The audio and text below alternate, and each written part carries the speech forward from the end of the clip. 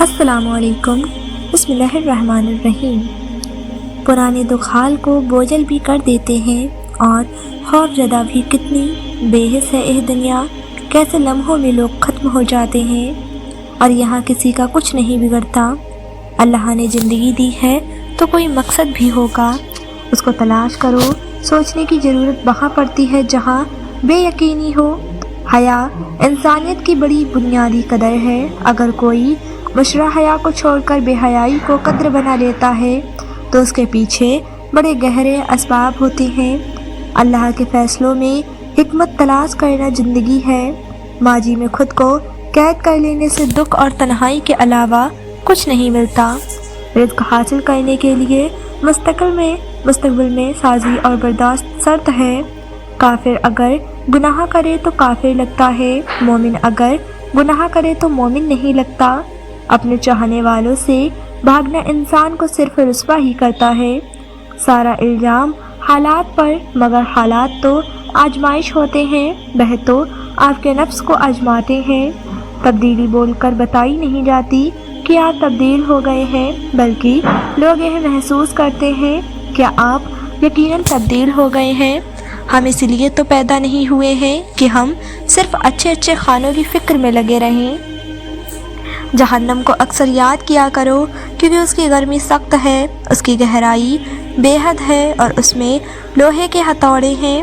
سب سے زیادہ عقل مند وہی ہے جو اپنی بات کو اچھی طرح ثابت کر سکے، اور عقل مند کی پہچان کم بولنا ہے۔ اگر تم چاہتے ہو کہ مرنے اور گل سڑ جانے کے بعد تمہیں بھلا نہ دیا جائے تو پھر یا تو پڑھے جانے کے قابل چیزیں لکھو یا لکھے جانے کے قابل کام کرو۔ تربیت کرنے والے کے انداز میں سچی مسکراہٹ، رحمت بھرا ہاتھ، درس باندھتے ہوئے قلت اور شفقت بھرے جذبات شامل ہوں تو تربیت یافتہ کا کردار مثال بن جاتا ہے۔ جو شخص اپنی باتوں میں شرم اور حیا ساتھ رکھ پائے، وہ اپنے کاموں میں بھی اس سے دور نہیں ہوتا۔ پرہیز کرو، پرہیز فائدہ دیتا ہے۔ عمل کرو کہ عمل قبول کیا جاتا ہے۔ دنیا کے مسائل اتنے زیادہ نہیں ہیں جتنے طنز سوال اور دل دکھانے والے طبع ہیں۔ اگر ہم اپنی کمزوری پر قابو نہیں پائیں گے تو جلد ہی یہ ہم پر قابو پا کر ہمیں فنا کر دیں گی۔ جہالت اپنی لا علمی کو قبول نہ کرنے کا نام ہے۔ زیادہ ہوشیاری دراصل بدگمانی ہے۔ دل پر اکثر آفات کے راستے سے آتی ہیں۔ سوچ، لہجہ یا الفاظ میں اگر کوئی ایک بھی نامناسب ہو تو آپ اپنی بات کی اہمیت کھو دیتے ہیں۔ کوئی شخص کبھی اتنا اچھا نہیں ہو سکتا کہ اس میں کوئی برائی نہ ہو، اور کوئی شخص اتنا برا نہیں ہو سکتا کہ اس میں کوئی اچھائی نہ ہو۔ کمینے کا سب سے بڑا احسان یہ ہے کہ وہ تکلیف نہ پہنچائے۔ خوشی آپس میں بانٹنے سے اس طرح بڑھتی ہے کہ جس طرح زمین میں بویا ہوا بیج فصل بنتا ہے۔ کوئی شخص اس دنیا میں کسی چیز سے نہ ڈرے سوائے اپنے گناہوں کے۔ ذہن آپس میں ملتے ہوں تو خود بخود سامنے آتی ہے بری عادت۔ ایک اور آور دشمن ہے اور خواہش پر چلنا ہلاک کر دینے والا ساتھی۔ باتیں یا تو سوالات کو جنم دیتی ہیں یا پھر جستجو کو۔ ہر موقع حقیقت کا روپ لے سکتا ہے۔ جاہل کی محفل میں ہمیشہ عالم ہی بیوقوف لگتا ہے۔ ایک رات جو خود آپ اپنے دل میں نہیں روک سکے، دوسروں سے بھی اسے راز رکھنے کی امید نہ رکھو۔ ہر چیز خوبصورت ہے لیکن ہر کسی کے لیے نہیں۔ ذہن کا الجھنا اس بات کی علامت ہے کہ آپ معاملات کی وضاحت جاننا چاہتے ہیں۔ جب تک بندہ لوگوں کو راضی کرنے میں لگا رہتا ہے تب تک اسے حق بولنے کی توفیق نہیں ملتی۔ امیری یہ نہیں ہے کہ سامان زیادہ ہو، بلکہ امیری یہ ہے کہ دل بے نیاز ہو۔ معافی مانگ لینا اپنے کامل ہونے کی نفی ہے۔ لڑائی کے وقت یہ ضرور دیکھنا چاہیے کہ لڑنے کی جلدی کس فریق کو ہے۔ اچھا سوال وہ ہوتا ہے جو چیزوں کے ڈھیر میں سے صرف ایک چیز کا انتخاب کرتا ہے۔ اے لوگو، خوف الہی سے تم میں سے جو رو سکے وہ روئے، وہ دن آنے والا ہے کہ تم رلائے جاؤ گے۔ اگر تمہارے پاس علم ہے تو تکبر نہ کرو، کہیں ایسا نہ ہو کہ آخرت کے راستے میں تمہارا تکبر سے آگے نکل جائے۔ جھگڑے میں کودنا انتہا آسان ہے، لیکن اس سے نکلنا انتہا مشکل، پیچیدہ اور مشکل کو سمجھنے کے لیے پہلے سادہ اور آسان کو سمجھنا ضروری ہے۔ خاموشی کا بنیادی مقصد خود کو سننا ہے۔ خود کی اصلاح کر کے ہم دوسروں کے لیے مثال بن سکتے ہیں، کیونکہ بات کرنے والوں کی تعداد زیادہ ہوتی ہے، اسی لیے ان میں مقابلہ بھی سخت ہوتا ہے۔ جاننے کا عمل سمجھنے کے عمل سے آسان ہے۔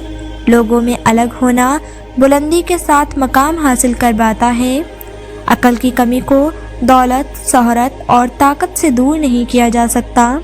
لوگوں پر اپنی باتیں مت آزمایا کرو، اسی لیے اگر کوئی بات اچھی لگے تو پہلے خود عمل کرو۔ بے خوف ہونے کا فائدہ یہ ہوتا ہے کہ آپ سوال کرنے سے ڈرتے نہیں ہیں۔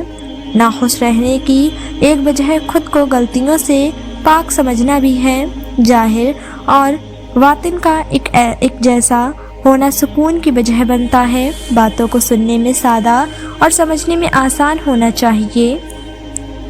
انسانی پستی کا پست ترین مقام وہی ہے جہاں انسان مجبور لوگوں سے اپنی بات منواتا ہے۔ غلطی کا بوجھ اس وقت اتر جاتا ہے جب آپ غلطی قبول کر لیتے ہیں۔ لین دین کے بغیر کسی کی ایمانداری کا اندازہ نہیں لگایا جا سکتا۔ طاقتور کی مرضی کمزور کے نزدیک حقیقت کا درجہ رکھتی ہے۔ اپنے ہی خیالات کی قید ایک عجیب سزا ہے۔ علم کو نظر انداز کیا جا سکتا ہے، مگر علم رکھنے والے کو نہیں۔ اگر لوگ جوان کی حقیقت کو جان جائیں تو ان کا زیادہ تر وقت خاموشی میں گزرے۔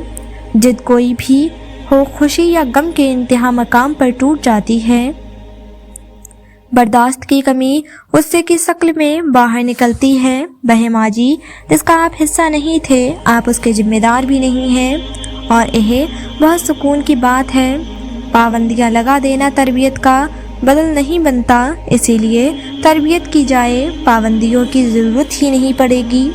غلطی قبول کرنے کا مطلب ہے کہ وہ عمل اب آپ دوبارہ نہیں کریں گے۔ جہاں بھی انسان پر ظلم ہو رہا ہے، اس کی تہ میں جو وجہ ہے وہ انسان کا لا علم ہونا ہے، تو علم حاصل کریں۔ سفر کی سمت اس وقت تک تبدیل نہیں ہوتی جب تک آسان اور مشکل راستے کا فرق سمجھ میں نہیں آ جاتا۔ حقیقت یہ ہے کہ ہم ایک دوسرے کے بارے میں بہت کم جانتے ہیں۔ فطرت کا کام ہمیں اپنے بارے میں بتانا ہے، سمجھانا نہیں۔ فطرت کو سمجھنے کا کام ہمیں خود کرنا ہے۔ زندگی ایک جاری سفر ہے، اسی لیے اپنے حصے کا کام کرتے جائیں۔ افسوس کی وجہ وہ کام ہے جو آپ کرتے تھے مگر نہیں کیا۔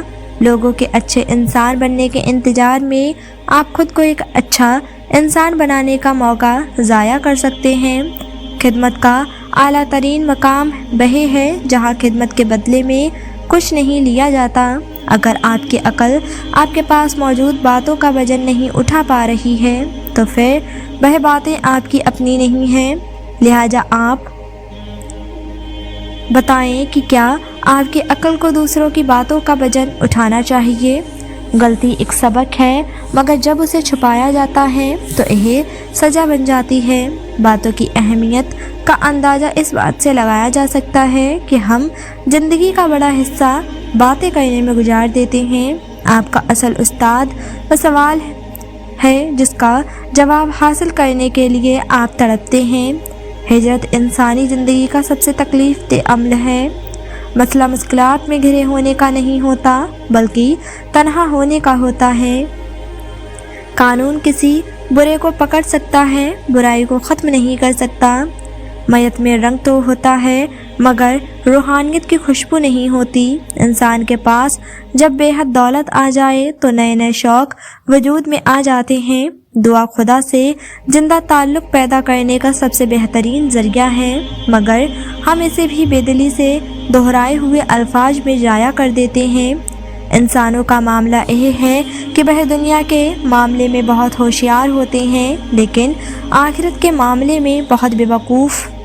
دنیا میں غربت نہیں، لالچ زیادہ ہے۔ غربت مٹ جائے گی لیکن لالچ کبھی نہیں مٹے گا۔ حضرت علی فرماتے ہیں سب سے پہلی عبادت یہ ہے کہ انسان مصیبت میں صبر کر کے اللہ تعالیٰ کی طرف سے مدد کا انتظار کریں۔ بدتر سچائی یہ ہے کہ انسان خود اپنی تعریف کرنے لگے۔ فخر کرنے سے بڑھ کر کوئی جہالت نہیں۔ جو شخص ہر کام میں اپنی تعریف کا خواہش مند ہو وہ ریاکار ہے۔ تکلیف سے اپنی آنکھیں بچا لو ورنہ کبھی خود خوش نہیں رہ سکو گے۔ کوئی دوست اپنے بھائی کا سچا دوست ہو ہی نہیں سکتا جب تک کہ وہ اپنے دوست کو 3 موقعوں پر یاد نہ رکھیں: مصیبت کے موقع پر، اس کی غیر حاضری میں اور اس کی وفات کے بعد۔ گناہ بیماری ہے، استغفار دوا ہے، اور گناہوں کی شفا یہ ہے کہ انہیں دوبارہ انجام نہ دیا جائے۔ جو اپنے نفس سے راضی ہوگا اور اس کی دھوکے بازی پر بھروسہ کرے گا وہ ہلاک ہو جائے گا۔ اے لوگو، اللہ کا تقوی اختیار کرو، اسی لیے کہ تقوی اور پرہیزگاری کے لیے صبر کرنا اللہ تعالیٰ کے عذاب کو برداشت کرنے کے لیے صبر کرنے سے آسان ہے۔ سب سے بڑا رنج اور تکلیف دہ بات یہ ہے کہ تم ان چیزوں کے بارے میں پریشان ہو جاؤ جن کا تم سے کوئی تعلق ہی نہ ہو۔ مسلمان کو ہمیشہ جھوٹ بولنے والوں سے بھائی چارہ نہیں رکھنا چاہیے۔ ایمان کے لحاظ سے لوگوں میں سب سے زیادہ طاقتور شخص ان سب سے زیادہ اللہ تعالیٰ پر بھروسہ رکھنے والا ہوتا ہے۔ لالچی انسان کسی چیز کو کافی نہیں سمجھتا۔ یہ تمہاری کیا حالت ہے کہ تھوڑی سی دنیا مل جانے پر خوش ہونے لگتے ہو اور آخرت کے بڑے حصے کے کھو جانے پر بھی غمزدہ نہیں ہوتے۔ حضرت علی رضی اللہ تعالیٰ عنہ فرماتے ہیں میں نے ایک جماعت کو ان کے مرنے والے کی تعزیت کرتے ہوئے فرمایا کہ موت کی ابتدا تم سے نہیں ہوئی ہے اور نہ اس کی انتہا تم پر ہے۔ یہ تمہارا ساتھی مصروف سفر رہتا تھا، اب بھی یہ سمجھو کہ وہ اپنے کسی سفر میں ہے۔ اگر وہ آ گیا تو بہتر، ورنہ تم خود اس کے پاس پہنچ جاؤ گے۔ مال اکٹھا کرنے والے زندہ ہونے کے باوجود مردہ ہوتے ہیں اور علم حاصل کرنے والے رہتی دنیا تک باقی رہتے ہیں۔ علم ایک نور ہے جسے اللہ بندے کے دل میں ڈال دیتا ہے۔ اس زمین میں سے تمہارا حصہ ایک لمبی چوڑی قد برابر قبر ہے جس میں تم اپنے رخساروں کے بل لیٹے ہوگے۔ بہترین عبادت یہ ہے کہ اللہ کے ذکر میں آنکھوں کو بیدار رکھا جائے۔